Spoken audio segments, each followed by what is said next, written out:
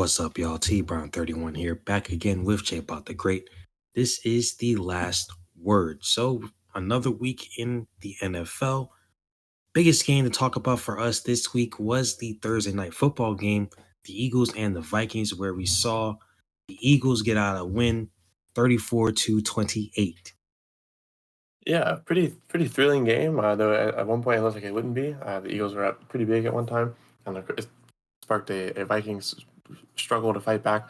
It made it a fun game by the end. It was a fun game to start off with too. There's just a early moment in the third quarter where the Eagles took over.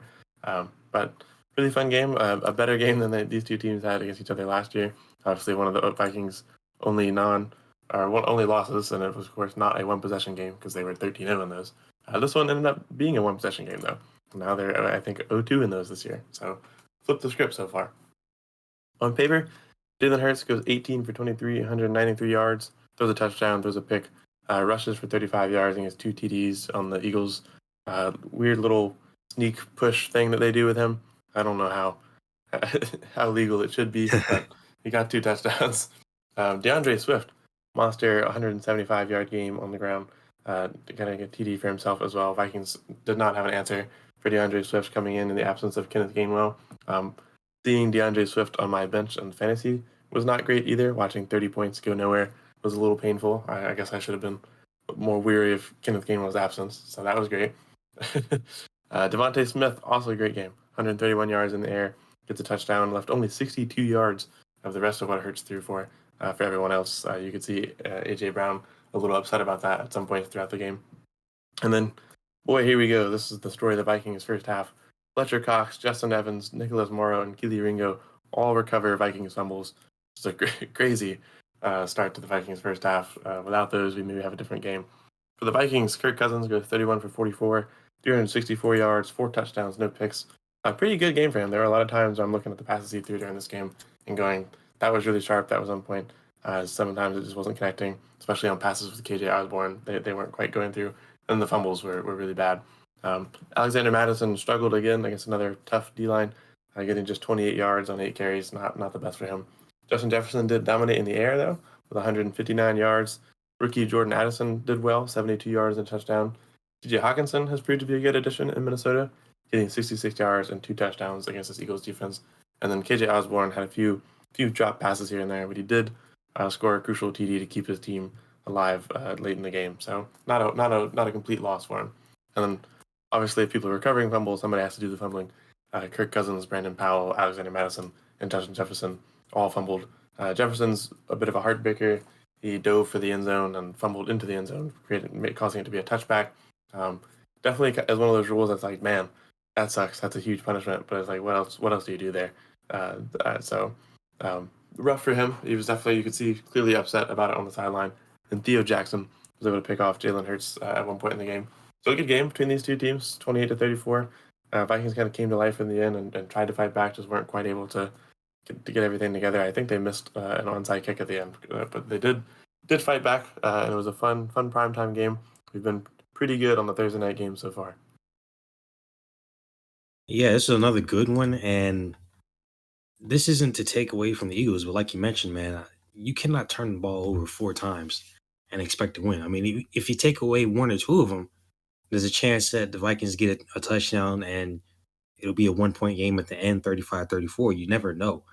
Even if you take 2 away and you get 2 field goals, it'll be tied. So, yeah, you turn the ball over 4 times, 4 fumbles. I mean, those are just bad, especially when this little sequence happened where Jalen Hurts threw an interception to Theo Jackson, and immediately Alexander Mattison fumbled. Mattison did not have a great game. We talked about this last week. Week 1, he didn't have a good game. In order for him to do well, they have to bounce back running wise, and that didn't happen. Only 28 yards rushing for him on 8 carries.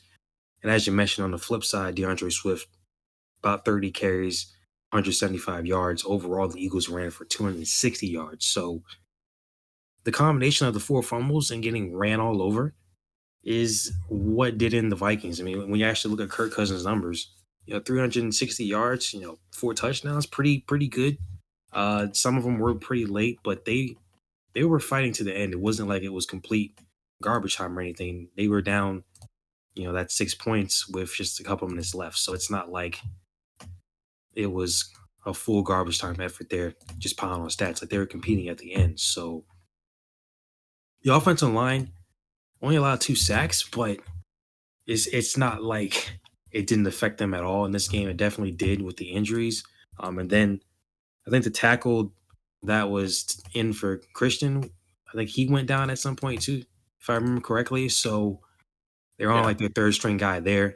And again, they're on their backup center. So a lot going against the Vikings there. The Eagles also had a lot of injuries as well. And they had guys get injured during the game too. So the injury thing, I wouldn't really.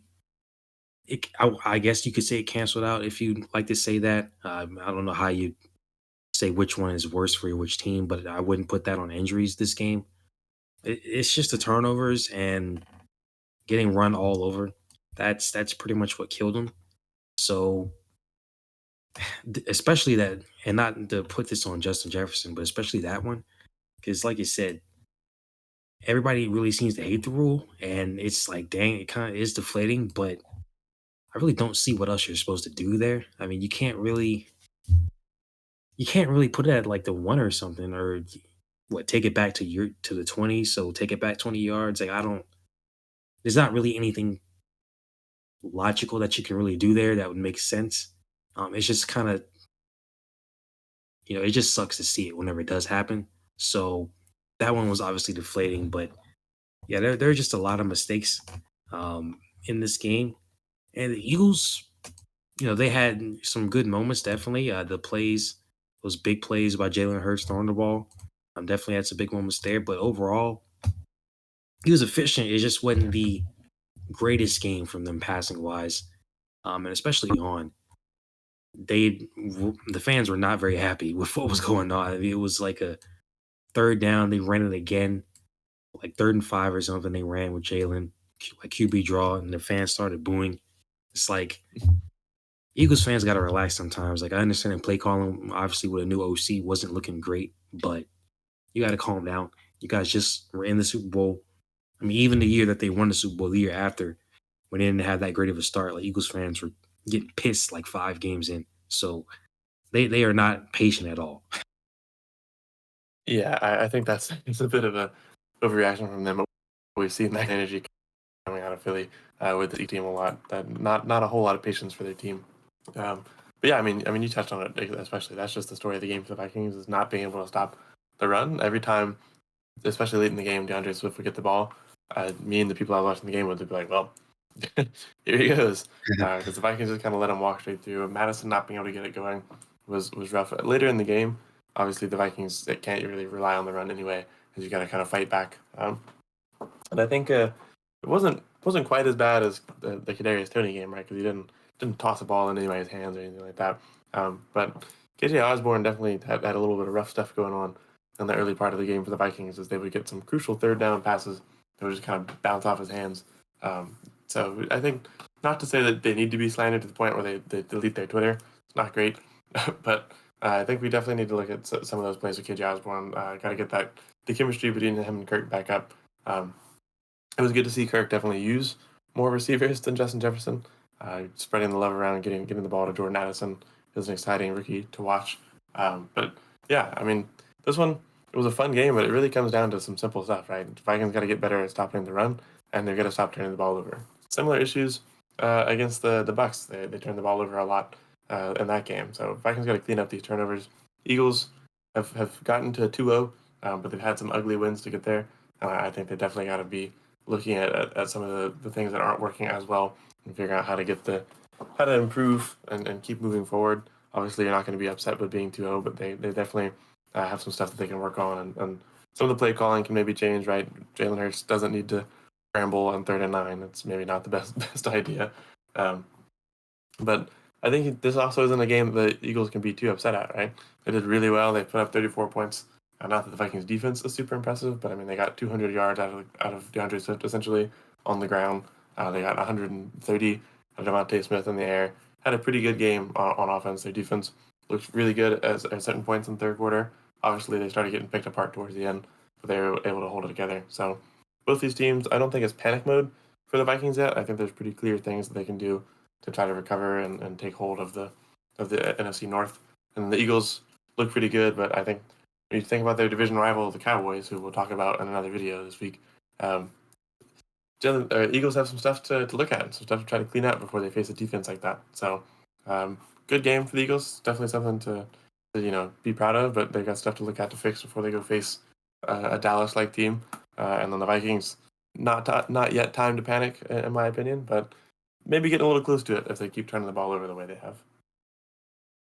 Yeah, because I think they showed a graphic really early in the game as well, saying how many turnovers that they had, um, just to start the season. But then, like in the first quarter, as well specifically, it's a little ridiculous. And again, like the main thing is they let Dalvin Cook go. They talked about this pretty early in the broadcast too, which was kind of funny. I think Kirk mentioned this. The whole thing about paying running backs, them not getting what they deserve. They let Dalvin Cook go to New York, and they're like, okay, that's fine. We've got a guy in Alexander Madison that we've seen be good running the ball. We can get him to obviously not completely replace Dalvin Cook, but at least provide something. You still got weapons. You got TJ Hawkinson in that trade last year, Justin Jefferson. You got weapons on that offense. So the expectation was, okay, you're going to have a drop off running the ball, obviously, because Madison's not as good as Cook, but you're expecting to at least have somewhat of a running game. And I think he is at like 60 yards rushing through 2 games, something like that. That's just not good. And even with the offensive line issues, I mean, that's just bad. Um, so that the running issue is they got to get that figured out pretty soon. Obviously, injuries on the offensive line again are going to affect that, and the fumbles they got to figure out a way to not turn the ball over so many times. And where they fumbled and what happened after they fumbled is also a big issue as well. Like turn the ball over is bad, period. But in the way they did and where they did it, it's also what hurt them. So one of their fumbles, they fumbled at their own 35. Now the Eagles weren't able to capitalize. They missed the field goal, but they still could have made that field goal. They would have added more points there.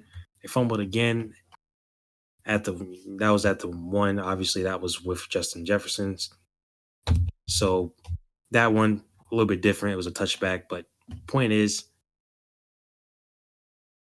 it's just an issue. Like you can't have all these turnovers and expect to win a game. It's just not going to happen. And then another fumble.